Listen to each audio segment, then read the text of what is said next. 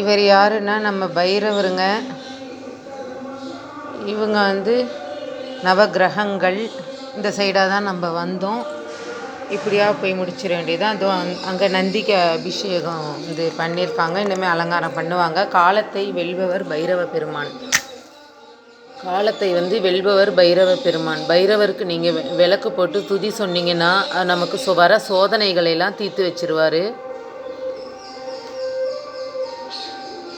என்னோட சேர்ந்து நீங்களும் சேவிச்சுக்கோங்க. மூலவரை மட்டும்தான் எடுக்கலை, திரை போட்டிருக்காங்க பாருங்கள். சுற்றி வந்து சூரியன் மனசில் வந்து பலம் கொடுப்பாங்க. தில்லை காளியம்மன், நாகர், இவங்க